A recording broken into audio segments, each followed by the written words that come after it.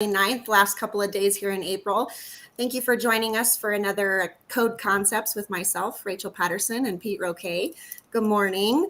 As always, we like to bring you awesome guests who have great industry leading knowledge that helps us in our everyday line of work. So today, again, is no different. We have a great guest, Mr. Michael Halpern, who is the president of MuniReg, which is based out of Cleveland. I've had the pleasure of, being in some of Michael's classes and enjoying some of the literature and the commentary and the blogs and the information that is put out there by Michael. And I think that this is a great way to end the month, finding out what knowledge we can get today. So I'll let Michael and Pete go a little bit more into it, but good morning and thanks for joining us today. Okay, good morning, folks. Hope you can hear me well. Pete, you can hear me? Thumbs up? Okay, good to go. So thank you for the introduction, Rachel. So folks, I really appreciate Pete and Rachel giving me the opportunity to share about 20 years of experience in this field on the private sector, never working for local government, but working very closely with local government. So I really appreciate this opportunity. We're going to be talking today a little bit about my history, where I come from, and the experiences that led me to where we are today with MuniReg. So I believe there's a chat, some opportunities to ask questions. Love to get feedback. I know Rachel and Pete will definitely interject with questions and to keep the conversation going. But please, love transparency and love feedback. So, I know you got a nationwide audience, so I'll share the fact that my background, actually, I was born in England and then lived in New York for about 20 years, and now I live in Cleveland. So a lot of times I get questions about my accent and stuff like that. So I'm a real mix. I always tell folks, Pete, out in the West Coast, I'm working my way west, till probably end up in San Diego or LA somewhere. So, but now I'm in Cleveland, the Cleveland, Ohio area. And when I moved to Cleveland, I started working for a company called Safeguard Properties, which I'm sure everybody on the call, hopefully, has had some type of interaction with over the years. Hopefully good. Occasionally, when I used to do some of the presentations that we'll talk about, I would ask, good, bad, or ugly. But for the most part, it was always good. And it was actually founded by my late father-in-law, Robert Klein, passed away several years ago. And so when I started about 2001, 2002, different roles within Safeguard. I'll take a couple minutes if it's okay, just kind of for the folks that may not know about Safeguard, give a little background about Safeguard. Safeguard, based in Cleveland, Ohio, as I said, founded by Robert, is, I should say, probably the largest property preservation mortgage field services company in the country. So what that means is they're working for banks and mortgage companies, maintaining the properties throughout the foreclosure process. So if a property went, if the homeowner is paying their mortgage, the bank's getting the money, everything's smooth. Once a mortgage payment is made, the bank wants to know, they have properties across the country. They want to know what's going on, so they'll make the phone calls. They'll try to reach out to the homeowner, try to see what's going on. But in the interim, they will send a company like Safeguard to go inspect the property, really check to see if it's occupied, if it's vacant, the general condition of the property, etc. And then once it goes vacant, maintain the property on their behalf.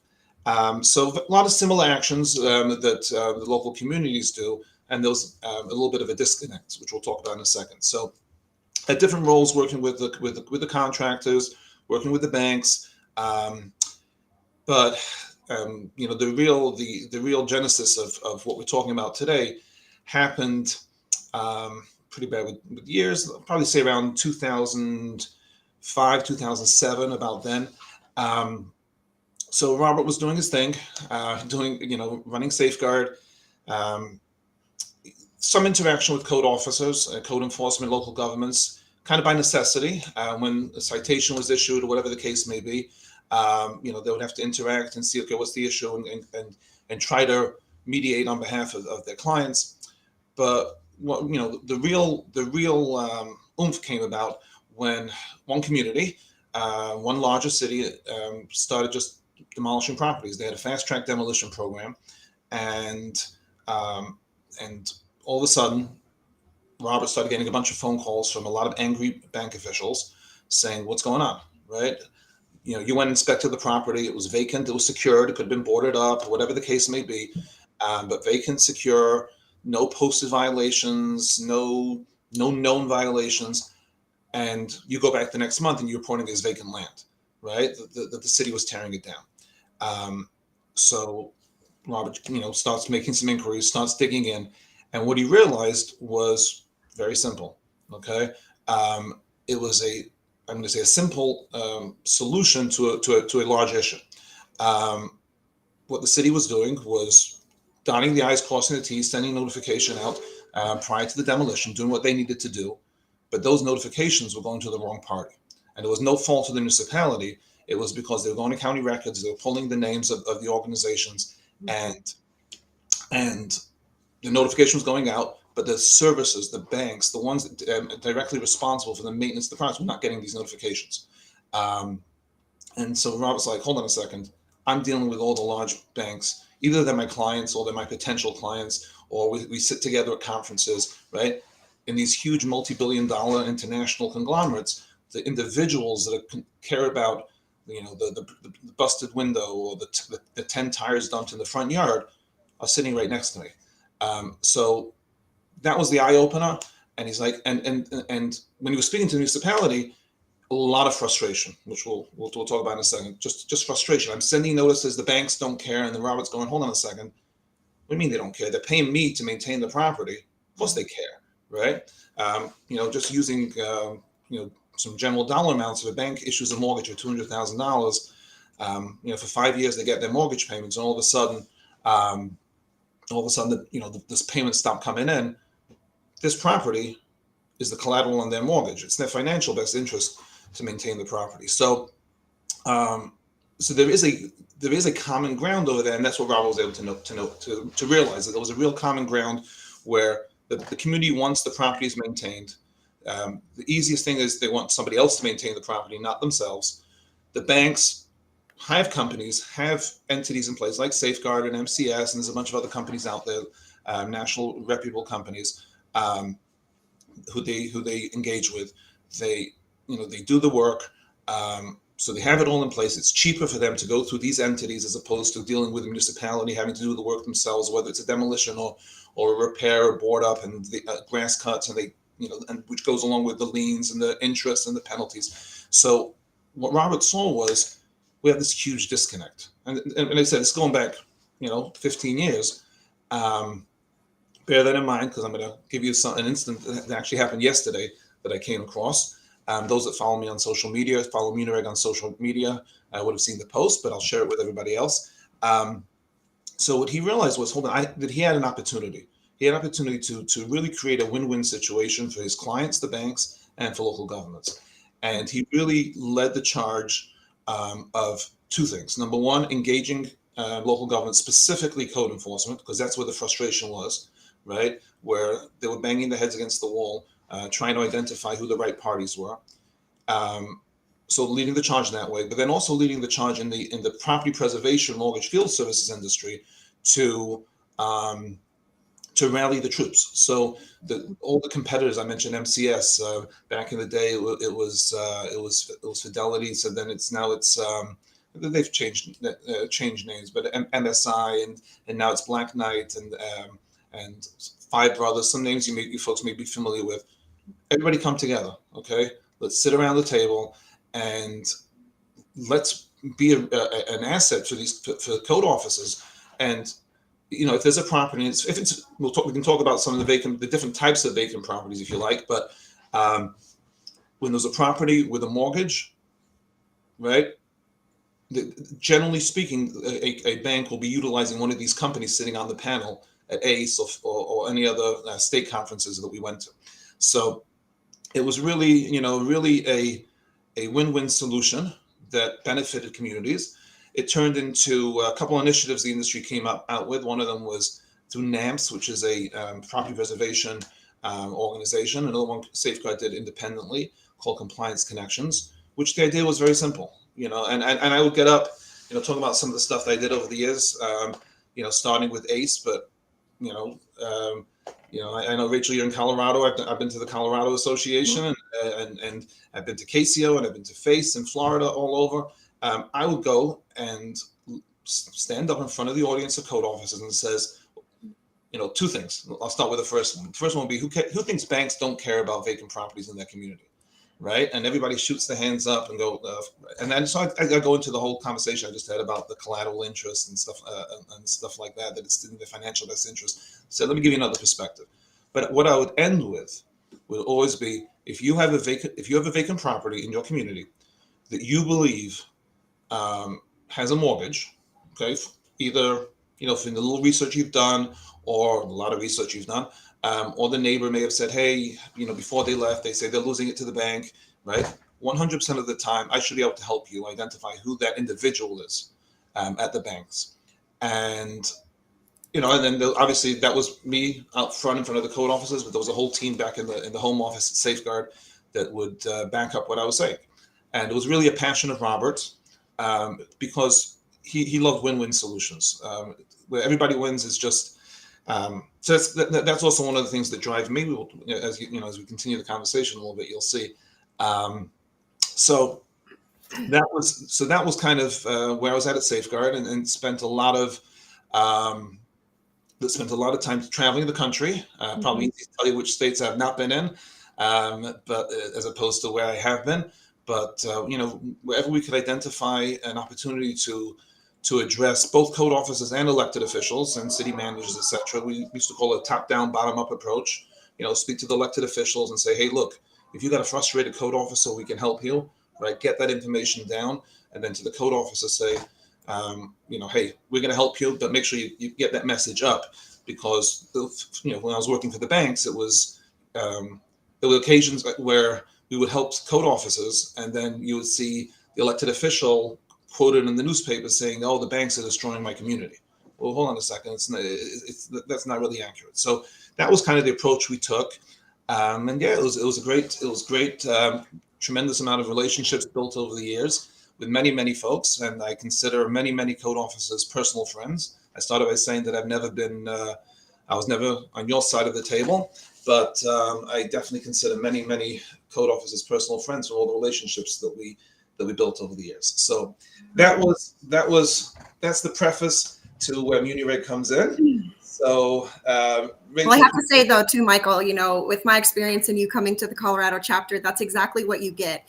You, as a bunch of code officers, we're sitting in a room listening to what you're bringing to us, but you are one of us. You hit everything on the head. You talk about exactly what we talk about. You start off with the information that we are already thinking but don't necessarily say, which is, again, the banks don't care.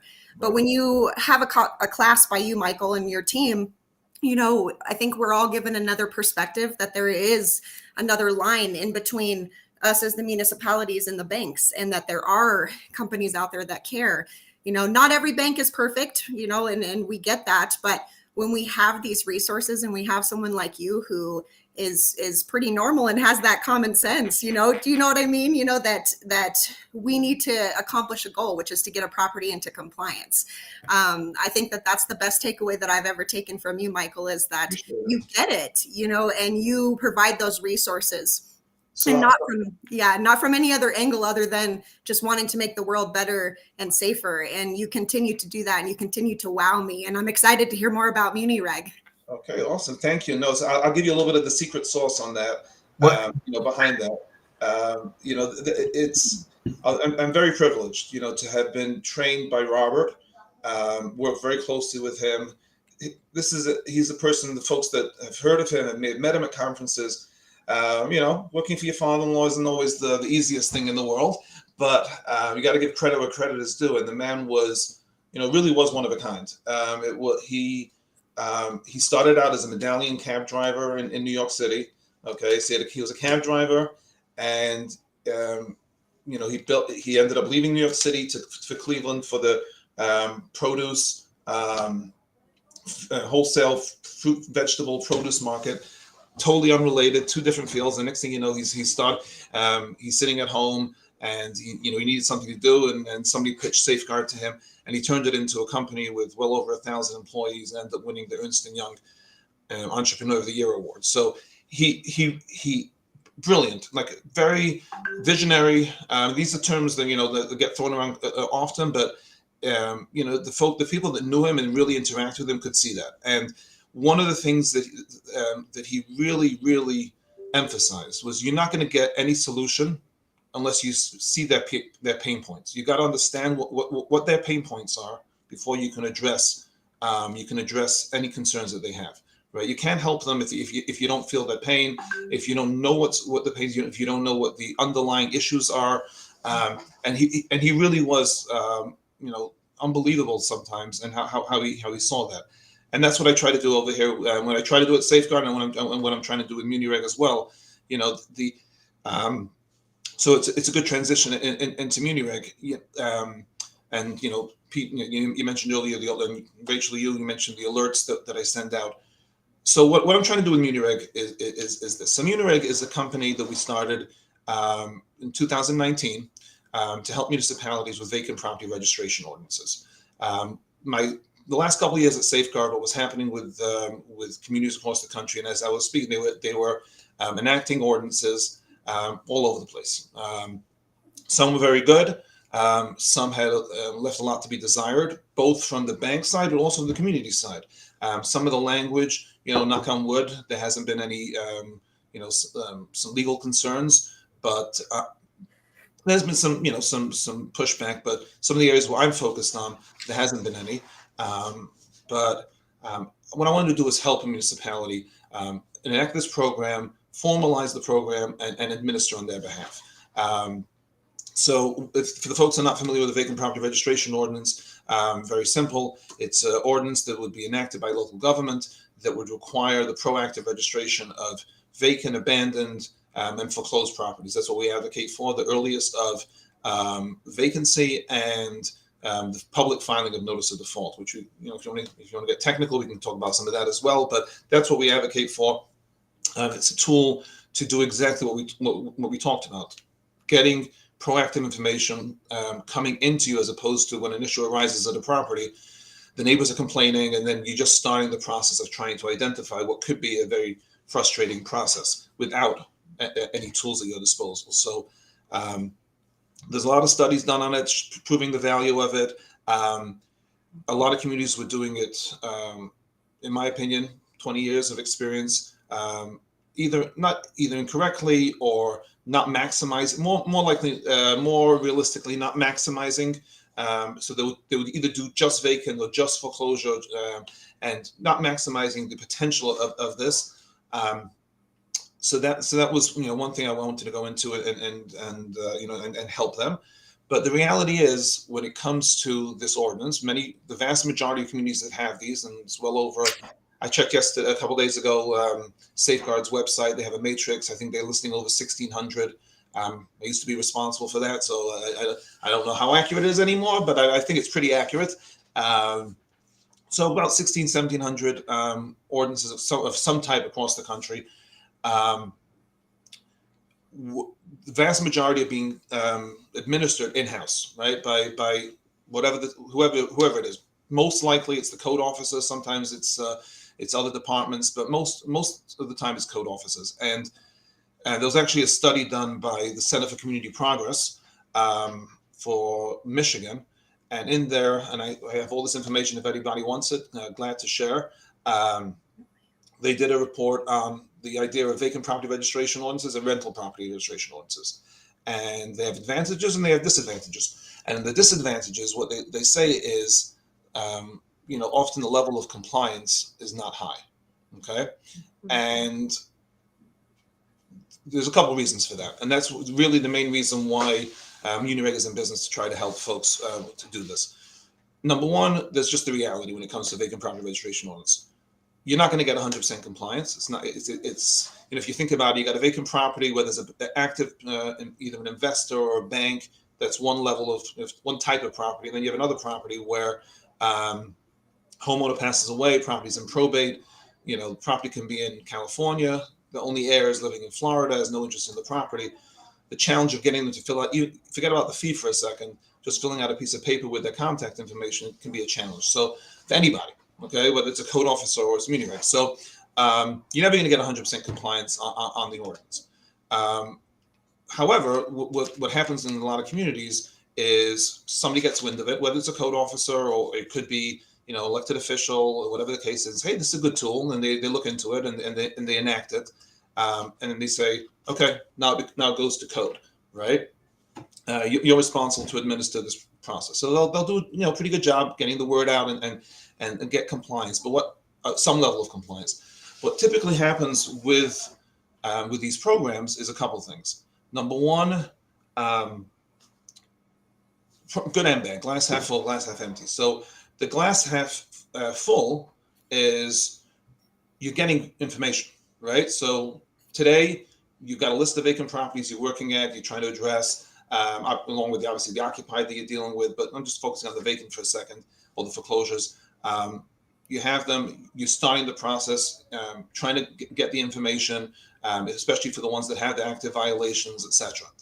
All of a sudden, you're getting an influx of let's just say, depending on the community size, you get 50 registration forms with minimal effort. That's 50 data sets that you didn't have yesterday. So it's information coming in, right? And even if you do nothing with it, it's 50 sets of data, right? So if the tree falls on the roof of a vacant property, instead of starting the process, the first step would be check the 50 stacks of paper. Okay, do I have the contact information? Great. Well, I'm better off than I was, 2 weeks ago. If I don't, okay, so then you go to the next level. So that's the glass half full. The glass half empty is I'm preaching to the choir here. You guys have a full-time job, right? So the idea of checking the forms, making sure the information is correct, chasing after the non-compliance for the ones that don't have it. Generally speaking, unless additional resources are provided to the code team or to the team administering the program, it becomes a challenge. So that's what the study showed, that you're going to get some level of compliance, not a lot. And I've got examples of that, the public examples, obviously, because I'm not privy to information, but I'll share one story. One of my clients, they had an existing ordinance, and they called me in and was chatting with the city manager, chatting with the code officer, and I saw how I was like shifting in his chair a little bit. And I said, you've got a stack of papers on your desk that you've done nothing with, correct? And he goes, yeah. He didn't, doesn't have the bandwidth, doesn't have the resources. So the previous administration enacted the ordinance, assigned it to the code officer. The code officer, did what he could, publicized it. It's on the website, all that stuff. Got some compliance, but that was it, right? So that's the challenge, and the beauty of the business model that we have is that there's no out-of-pocket expense for the community, because there's a registration fee that comes on board, and the fact and the typical arrangement that we have, we retain a portion of the fees. That already puts us in this context ahead of the code officer, because we're incented to maximize compliance, right? This is our tunnel, with tunnel vision. We're focused on identifying the vacant properties, then the candidates to be registered, and then laser focus going after them, and because we're incented, obviously financially incented. So that's the big picture of who we are, what we do. But then I'll let you guys ask questions, but the nuances. There's many nuances, right? I'm dealing with. I was in the middle of sending an email when the 12 o'clock came around. Community just enacted an ordinance yesterday, and they've got problematic language in there, and there's you got to be careful. There's folks out there.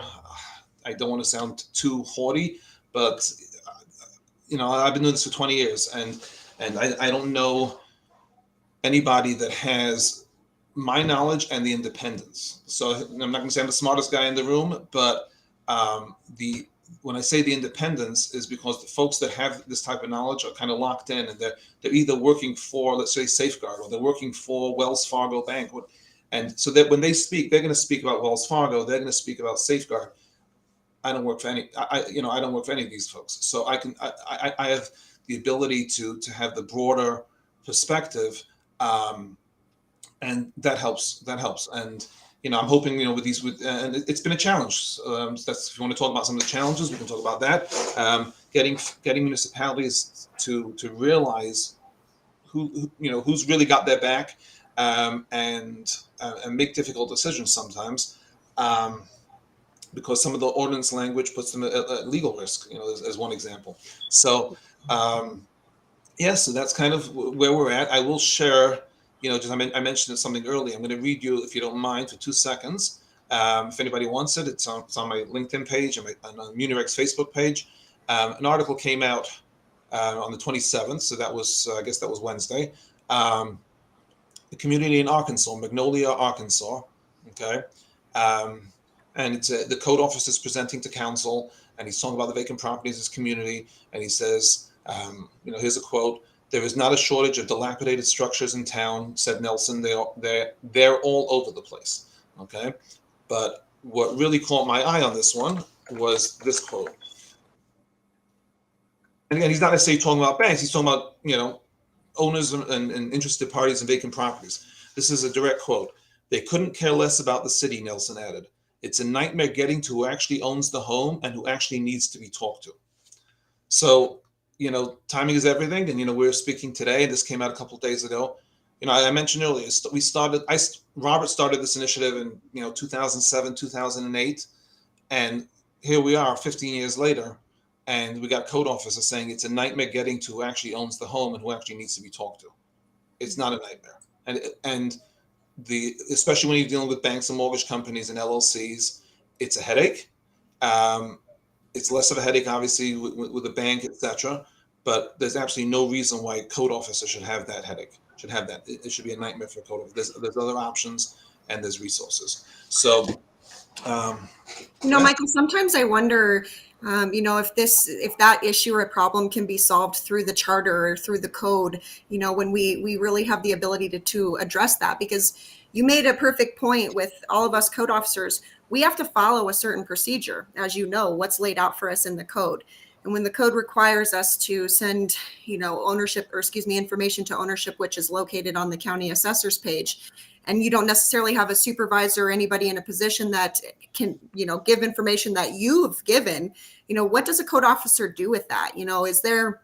Have you ever thought of ways? I mean, you are such a proactive person in this industry, in this line of work, but have you ever thought about it from that side? Absolutely. So there's the local side and there's the state side. Sure. So I've tried on the state side. It's hard to get without hiring lobbyists and dealing with the state house. It's definitely been a challenge. I'll give you a perfect example. I know it's public, but I'm working on an article on this. There's a state law under consideration in a state house. I won't say which state it is, but I'll kind of hold this up and show you which state it is.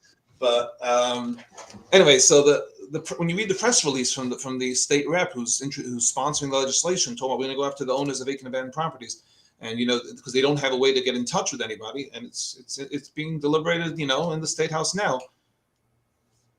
The city that he represents has had a registry for a long time. Okay. Their code officers have been actively engaged.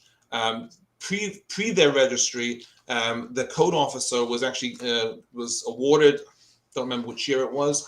I have it in the article, but I think 2008 maybe. Governing Magazine's Public Official of the Year for trying to reach out to the banks. There's been a whole process in his backyard, okay, regarding this issue, and then all of a sudden he's popping up with a press release saying we're going to create, and the law is messed up because they're doing it at the county level, right? What are you doing at the county level? You're gonna have the municipalities. There's some good components in it. Don't get me wrong, but you're gonna have the local governments push up to county the list of vacant properties once a year. Well, what happens if the property, if you got to give it January 1st and the property goes vacant February 1st, right? These are the nuances that when you need someone with a fresh set of eyes coming in. So on the state level, it's anyways. I reached out to them, no response. Here's my background, here's my resume. Just let's have a chat, right? You can disagree with me, but let me at least state my opinion with my 20 years of experience. And yeah, silence, cricket. So it's been a challenge. The local level, my approach has been to try to get these vacant property registration ordinances, and in lieu of those, or in conjunction with, you're talking a lot about procedural, right? So I'll share this story with you. I've got many over the years, but this always resonated with me, and I actually, anyway, so I'll tell you, it's a two-part story. So the first one, me and my colleague go down to a community down south, and we're waiting for council to come in to the meeting. So the code official comes in, and making small talk with the code official, and done this many times. Tell me what your procedure is for vacant abandoned property. What do you do when you get a vacant abandoned property? So sorry, the neighbors are having a party. If you can hear that. Anyway, so what do you do with a vacant abandoned property? So I get the same answer all the time. You touched on it, Rachel. We got to send notification from the entity and county records, etc. So, obviously there's information there. I'm going to parking lot that for a second. I'll get back to it. But his response to me was, well, we have to send notification to the last known address of the homeowner. And heard that, can't tell you how many times I've heard it, right? But there was something different about this one guy. And I look at him and I go, and it's me and him, and I go, yeah, but isn't that often the vacant property we're talking about, right? And he goes, yeah. And I just couldn't. You can see I talk a lot. I like to talk a lot. I was speechless, because that we had an individual, and I'm not, not saying names. Hope he's not on the. This is many years ago. Hope he doesn't remember it. But well-meaning public servant. But you're taking a letter and you're spending tax dollars to send a certified letter to a property that is abandoned. What do you think is going to happen to that? Now, if you tell me that you have to do it because that's what the procedure is, absolutely. I'm the last one to tell you to break any rules, right?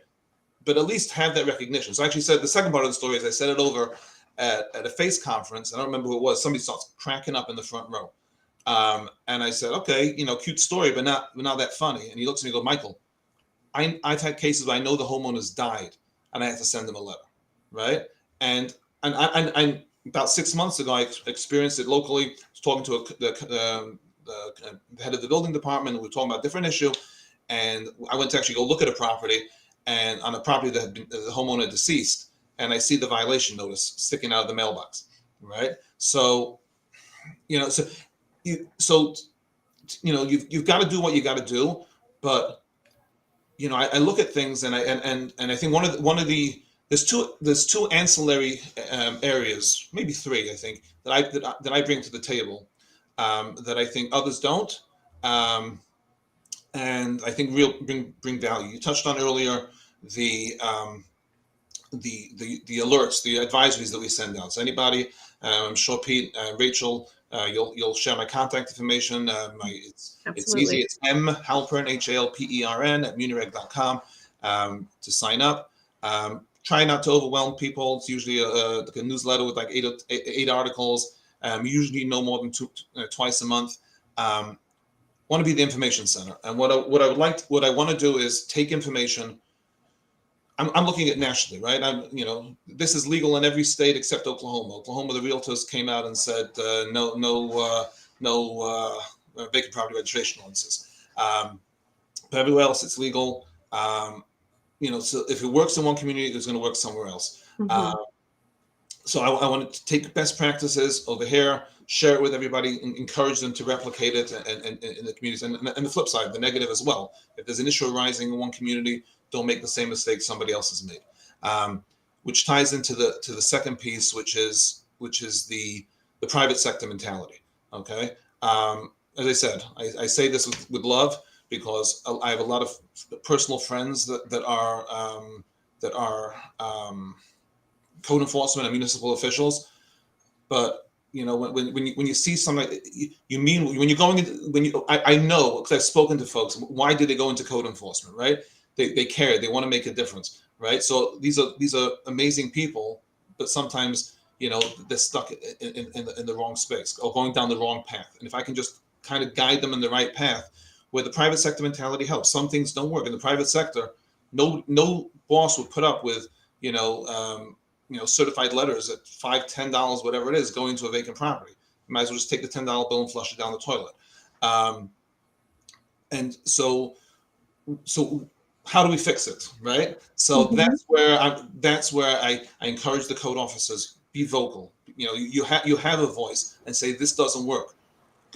But just like in the private sector, I would imagine if you went to your boss and said, hey, this doesn't work without an alternative, right? It may not go over so well, right? I don't think that's any difference between public or private sector. So I want to give you an alternative.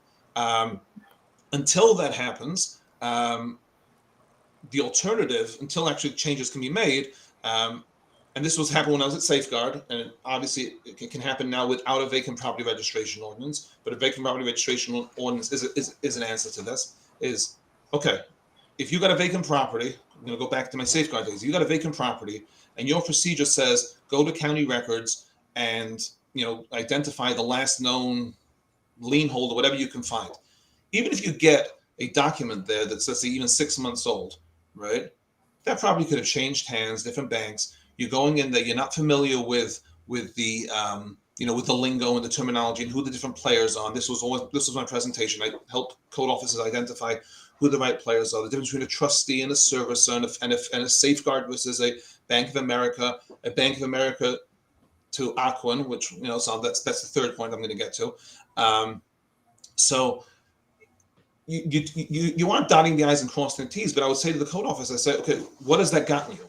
Right? It's gotten you frustration. You've sent an email, you've sent a certified letter, forget about the vacant house for a second, now dealing with the bank, right? You're sending a certified letter to Deutsche Bank or Bank of New York Mellon on Wall Street, and you see the word bank in there, and you're like, okay, I got them, right? I've identified, I know who it is, and you're not getting a response. Well, if they're just a trustee, and if they've gotten better in their defense, but so it took, 6 weeks, years ago, it may take 3 weeks now. Well, if it's down the street, let's be honest, okay? If it's down the street from the mayor or across the street from a school, right? Those are high priority properties. The complaints are going to come out the walls, coming out of your ears, and you need to take action right away.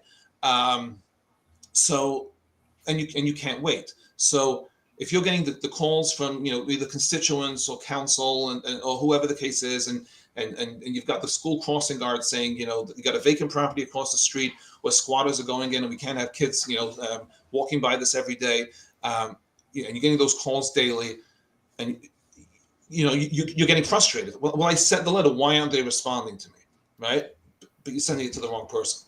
Right. So when I would say, when you raise my hand and say 100% of the time, come to me, I'm not telling you skip those steps. I'm saying that because that should be step 2. If you can handle it with a phone call or an email before even getting to that, right?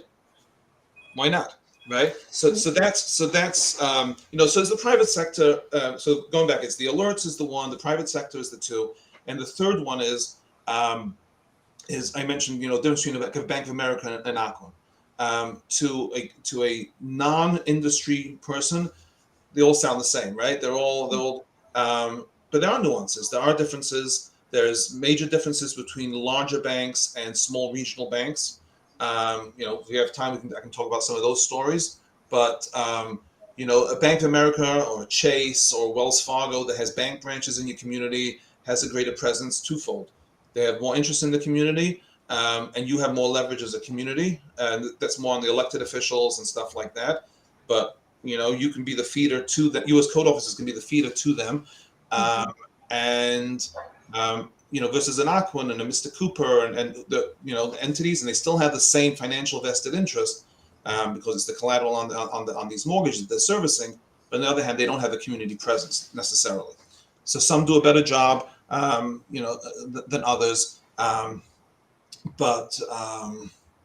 there's definitely challenges. And then when you bring in the next layer above that, the different types of loans. so now specifically, I'm going to go drill down on the property with the code officer.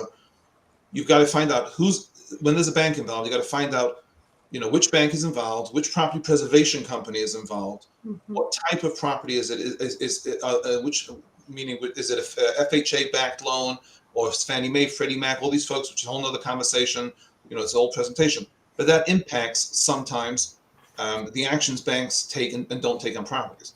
And that's where I think I'm, more so than other folks and, folks that do what I do now, as a hand holder, right? As a sounding board for code officers to say, hey, look, Michael, I got this property. Your registration form came in. It says it's Bank A. Won't call anybody out now, but it's Bank A, and it's and Safeguard's their property preservation company. And I have a violation list of 15. They just came back to me and they said, well, we're only going to do these 2 and not these other 13. Why not? Right? How do I get them to do those 13? Is it realistic to get them to do 13? Right? Because sometimes there's challenges. They responded to my inquiry as such. What does that mean? Right? Code officers don't have to go it alone. There's folks at Safeguard still there that I know that will gladly help. I'm sure there's at the other companies as well. But I'm here as well, and I'm independent, and I'll say that when I used to get up and say, 100% of the time, you can call Safeguard and find out who the mortgage company is. If Safeguard answered the phone and said, well, it's not ours, and then said, sorry, we can't help you, that's not acceptable. I want to know that you come, then you come to me, right? So it's similar, okay, it's one of ours, but we can't do any work on the property.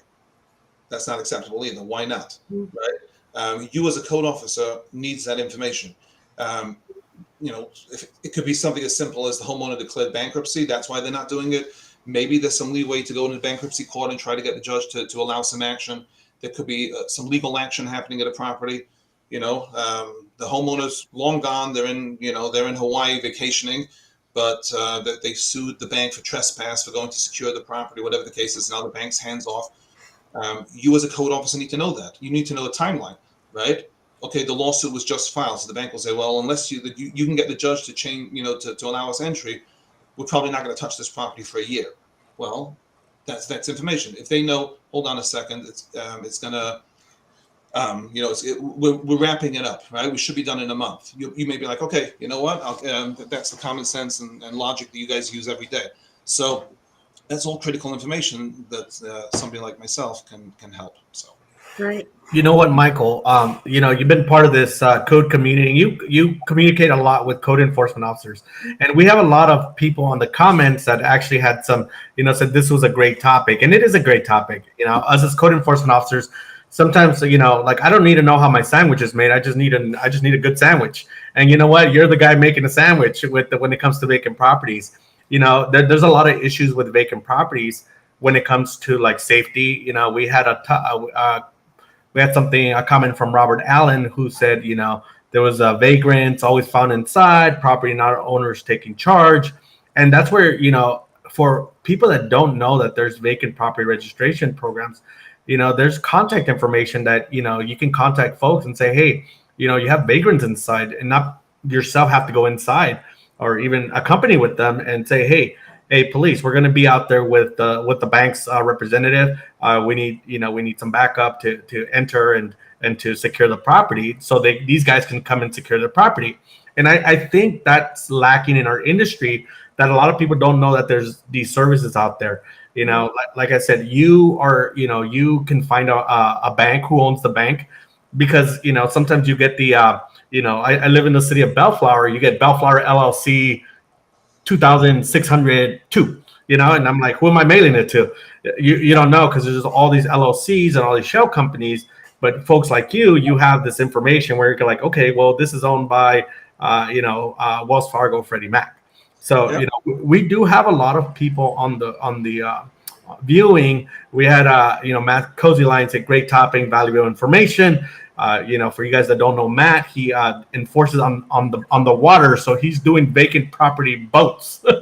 So it's a whole different we're gonna get him on here sooner or later. We had Greg Smith saying it was you're a good wealth of knowledge, and you are.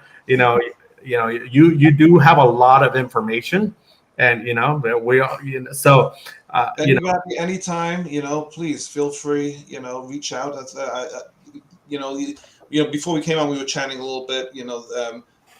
Robert was well acknowledged by ACE. Okay, they after he passed away. So before he passed away, we actually Safeguard was, and I was honored to receive it on their behalf. The Public-Private Partnership Award, and now the Education Award is named after Robert Klein. That's what it's about. It's about education. As I said, I want to share, the ability. Got a lot of stories over the years. So I'll share two different ones. One of them was when soon after I started, and it's on my website somewhere. Soon after I started Munireg, I came across a community in South Carolina where the media is there. You guys have dealt with this all the time. The media goes to the property, and it's a black pool or green pool, dark green, whatever what color you want to call it, and vermin, rats everywhere, and the neighbors complaining. It's a horrible situation. Neighbors nobody should be living near that type of property. And they've got the city spokesperson comes on onto the TV report and says, well, the property's in foreclosure. It's going to take us at least 3 months, I think she said. This is going back to 2019, 3 months before we can identify who the bank is. And as soon as I heard that, that's my light bulb right there. Absolutely not. Right? 3 months. I can. So the next day, I got her the name of the information. I got her the name of the company. Right? And so there could be a different conversation for a different time, but in the private sector, somebody does that for me. I'm like, okay, how do I work with you, right? They kind of get back into the system. I just saved you 3 months of work, right? And I've had situations where this city manager who was in Florida, who lived in a different community, said, I got to ask you about this property next door to me, SunTrust Bank.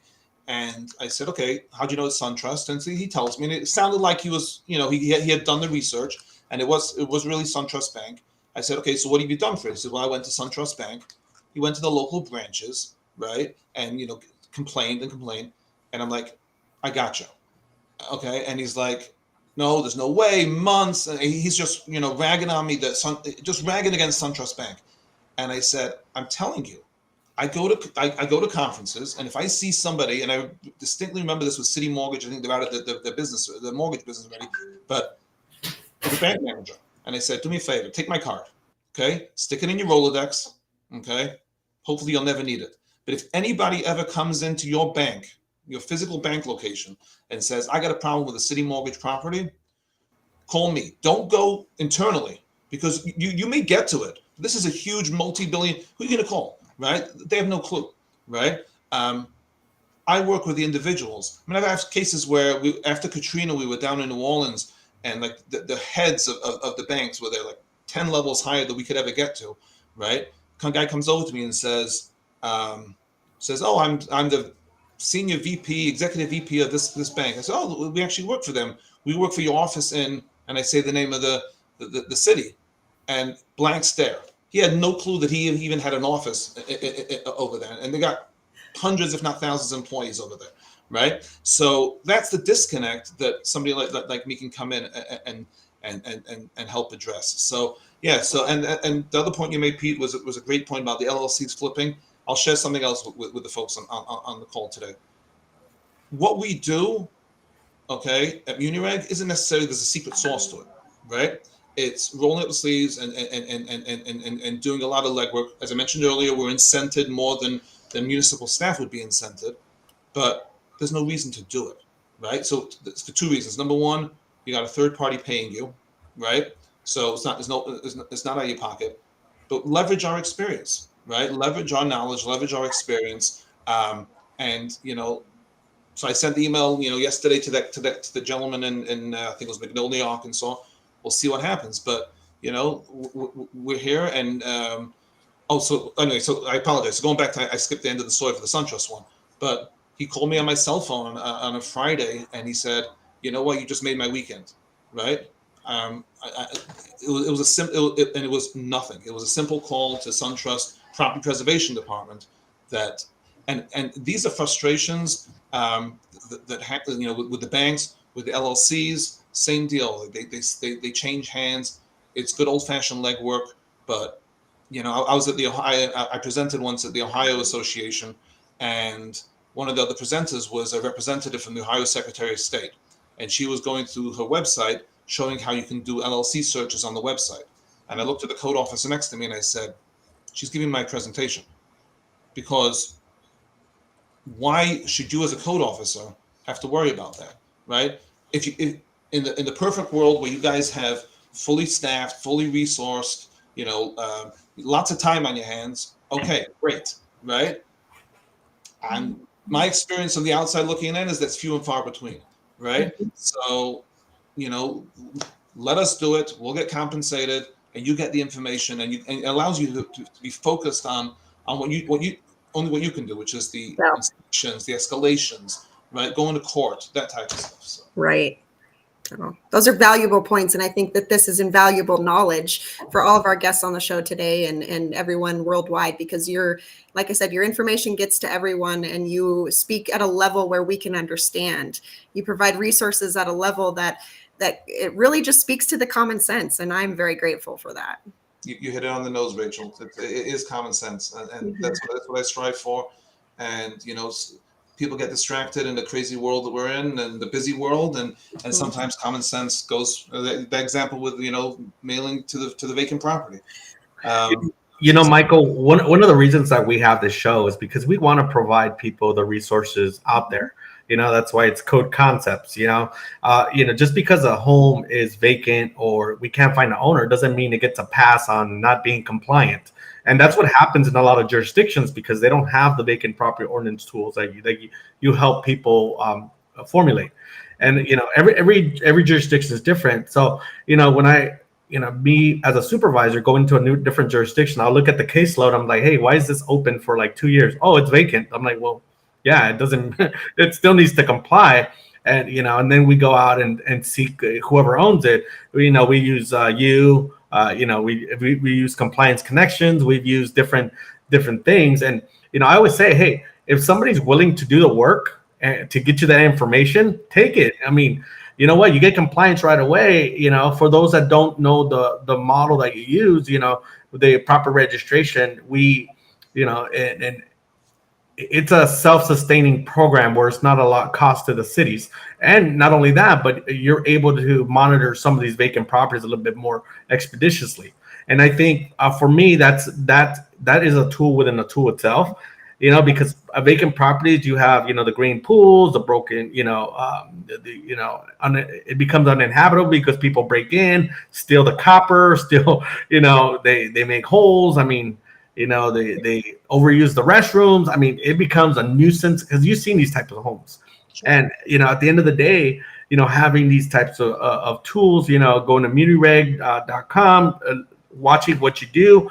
Not only that, but you also offer, you're very engaged in what's going on across the nation. And, I can appreciate that. I get the emails and I'm like, oh, wow, this is happening in Kentucky, or this is happening in so-and-so. And it's good to kind of get the taste of what's out there because you know what? Some jurisdiction may have a great ordinance. Vacant property registrations didn't just happen overnight. It happened because there was a systemic, problem with vacant properties, and banks maybe not knowing that they had, problem properties. Most people say, oh, they just don't want to be accountable. No, a lot of times they just, like you said, they have so many properties that they don't even know what they own and what chaos is causing in a certain jurisdiction. So we appreciate you for that, Michael. And two, on the other side of that, Pete, is as a code officer, when you're walking up to a home and you don't see a sticker right in front telling you, okay, this property is managed by Safeguard or whomever, you almost often feel left. Okay, so what do I do now? And I think with that, what we try to bring to everybody on the show is resources. So you have a resource now. Not only do you have, Mr. Michael Helper, and you have his team, you have Pete, you have you have Cecilia, you have so many resources out there to help you get this job done. So if you take anything away from today, please do take that there's always somebody that you can pick up the phone and call and say, hey, I didn't see a big old sticker on the front that tells me who to call, but can you still help me? So yeah, no, perfect. And I just to tag on to that, and I want to add another comment as well. I may have mentioned this. I apologize if I did. The If I don't have the answers, right, which I don't have all the answers, 20 years of experience to leverage relationships. So yesterday, for example, I'm going to share it probably on my social media and on my advisories. The Center for Community Progress had an amazing webinar yesterday. I don't know if anybody was on the webinar. They actually had, I think he was the Community Development Director for the city of Peoria. Some of the outreach that they were doing, some great ideas, some great ideas that he had. And there's absolutely no reason. I'll share one that I remember off the top of my head. They do good job door hangers, right? Where so it's not just the violations that code officers will hang up, but if they see somebody, it's not someone that invested $10,000 in the aesthetics of the property. It's somebody, whatever the. And he described a better job. I don't want to take away from what he said. Folks that can watch it should watch it. But he basically said, we're gonna give somebody the accolades that they deserve and the encouragement, etc. And it's a little door hanger from code enforcement saying, I think that's genius, right? You're getting community engagement. I watch Pete's videos. The animated videos are really cool for people to understand what code enforcement is. It's addressing all those concerns that code enforcement is the big bad guy that all they want to do is is slap you with violations, right? So I have relationships there, and I'm focused on that. So those areas where I can help.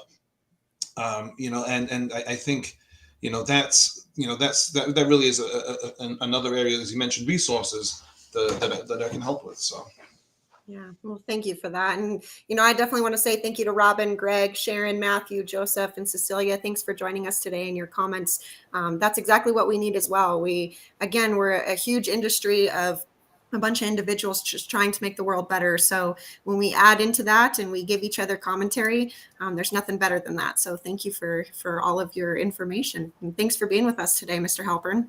absolutely. When it comes to vacant property registrations, you can always say, I know a guy that knows a guy. Right. So, and you know what, that's for him doing the legwork that he does, it's much appreciated. And I know, when you say you talk a lot, you do talk a lot, but it's good stuff. You got a wealth of knowledge, and you know what? It is. I'm watching the clock. I'm trying to stay in the hour time frame. No, but you know what? At the end of the day, what you took the good stuff. You took the good stuff when you started your own business, and you know what? You're one of the few vacant property registration services out there that is really, really engaged. I've done another webinar with you. We've done this webinar. The amount of education you provide on VPROs, and you say, hey, whether you use me or not, this is still a great tool. And I think when you get that, there's a reason why some of us shop at Target and some of us shop at Walmart. We love that level of customer service, and you know what? You do provide that, and we really appreciate you coming on our show. I know Rachel was really excited about VPROs. She's like, fee. But thank you very much for coming on our show. We really appreciate the time, and your knowledge and your experiences and your stories. Well, thank you very much. Anytime, anywhere, any place. So that's I'm here. So I know we just touched the surface on VPROs. But it's VPROs, but it's vacant properties in general, and it really is. It's VPROs is a tool, but how did I start it off? Knowing your pain point. The pain point is not the VPRO. The pain point is the vacant property, right? And getting it back to a productive use as a community. Even above code enforcement for a second. If there's any, the idea is compliance, but for vacant property, it's the first step is compliance. The second step is getting it back to productive use, getting a homeowner in there or tenant, whatever the case may be, actively maintaining it and all that stuff. So we haven't touched on. We haven't gone to that level. It's critical. So the first step is you guys. You're the boots on the ground, and that's how I was trained to support the boots on the ground, and it's my absolute pleasure. So. Well, wonderful. Thank you again for being here. You are an awesome industry leader and professional, that's for sure. So that does it for us today for an episode of Code Concepts with myself, Rachel Patterson, and Pete Roque. Again, thank you, Mr. Michael Halpern, for all of your knowledge today. My Goodbye, pleasure. everybody. Have a great weekend. Bye-bye.